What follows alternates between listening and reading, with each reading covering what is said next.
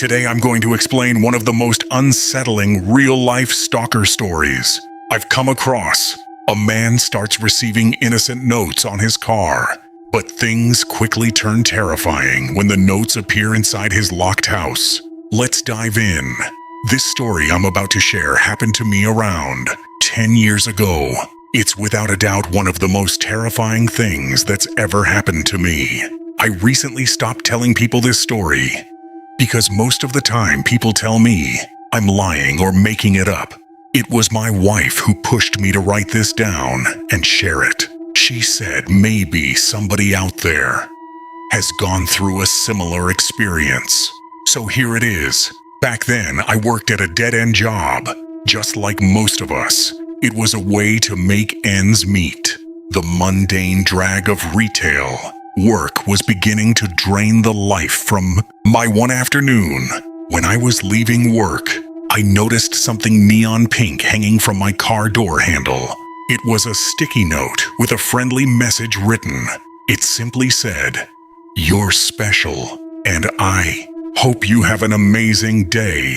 It also had a smiley face sticker attached to the note. I thought it was nice, and it made me smile. Other than that, I didn't give it another thought at that moment. The next few days when I left work, I would have a message attached to a note in the same spot.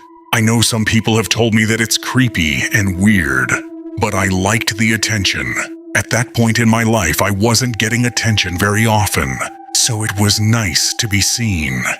After 3 or 4 friendly messages, I decided I was going to leave a message on my door this time. When I parked for work that morning, I grabbed my own sticky notes and wrote a message. I kept things friendly while also walking that line of being a little flirtatious. When I left work that afternoon, I was happy to find another note. The flirt worked because this person started flirting right back. I didn't know if this was a joke or if it was serious, but either way, I kept the charade going for a few days. The shift before I had a day off, I left a note saying something along the lines of, "Don't miss me too much on my day off." When I left work, I had a sticky note that just had a sad face drawn on it. This is where I thought the game would end for good. Somebody was having fun with me. I gave in, and now that I was going to be off, I figured it would just fizzle out. Couldn't have been more wrong.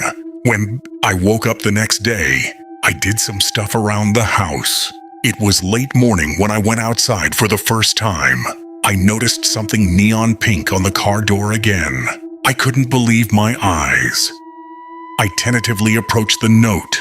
It said, "You look cute when you're sleeping." This scared me. After a little while, I concluded that someone was messing with me.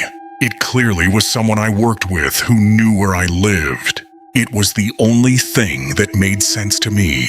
I crumpled the note up and threw it away. When I returned to work, the notes continued for a few days. They started friendly, but by the 3rd day of my not responding anymore, they started to get mean. The friendly messages were now saying things like, "You better answer me, and remember, I know where you live." I thought about calling the police, but I was still so sure that it was somebody I knew messing with me. I decided to leave a note the next morning. I wrote a message saying to leave me alone, or I would call the police. I didn't really have plans to call the police, but if it were really somebody I knew, I thought that this would be when they finally came forward, or at least stopped with the notes. When I left work that afternoon, I noticed that my note was gone, and for the first time in a while, I had no new notes on my door. I felt relieved. I still wanted to know who it was, but if the notes stopped, I was happy. That night, I woke up at some point in the middle of the night because I thought I heard something. Ever since the note outside, I was on edge. I sat in bed for a minute, just sitting silently trying to listen. Then I heard something again. It sounded a little like shuffling, but it was hard to tell if it was just the house making noises or if it was something more alarming. I assumed I was just hearing things, but I wasn't taking any chances. I grabbed a baseball bat and made my way down the long hallway from my bedroom to the open living room. Every step I took, I started thinking the worst. If a person were standing in my house, I don't think I would have been able to hit them with the bat I was holding. I just am not that type of person. I made it to the end of the hallway and just stopped. Whatever bravery I had when I left my room was gone. If you're standing at the end of the hall, you can see my living room, dining room, and kitchen. I turned on the dimmable lights and scanned the room from where I was standing. I was too scared to move any further. I kept imagining somebody hiding behind the couch or something. I stood in silence for a minute or so and I heard nothing. I turned the lights off and briskly walked back to the bedroom. At any point I expected somebody to charge after me, but thankfully that didn't happen. I locked my bedroom door and turned on the TV. I wanted to drown out the noise of nothingness. I ended up falling asleep eventually. When I woke up that morning, I almost forgot about how scared I was. I walked to the fridge to grab some juice and that's when I saw it. A bright pink sticky note was stuck to the fridge that said, "You can't keep me away," with another smiley face attached after that statement. After being frozen for about 30 seconds, I ran to check every door and window in my house and they all were still locked. I know for a fact that nobody had a key to my house. My family lives in another state and I'm not close enough with anyone here to trust them with a key. Somehow this person got inside my house and left a message on the fridge. Wasn't playing around anymore. I called the police and gave them the info. They claimed to have done an investigation, but they weren't able to get any useful information. Unfortunately, random notes were not a lot for them to go off of. At least that's what they said. They did try to check the cameras in the parking lot where I work, but where I park, the cameras don't reach. The employee parking spaces are on the side of the store. There are no cameras there. The police concluded that it had to be someone who knew me. I would have agreed if it were not for the note inside my house. I'm a freak when it comes to locking my door, so I know that nobody had access to getting inside the house. I stayed at a friend's house for a couple nights just because I wasn't ready to sleep at my place yet. We ended up going to the hardware store and bought all new locks for the doors.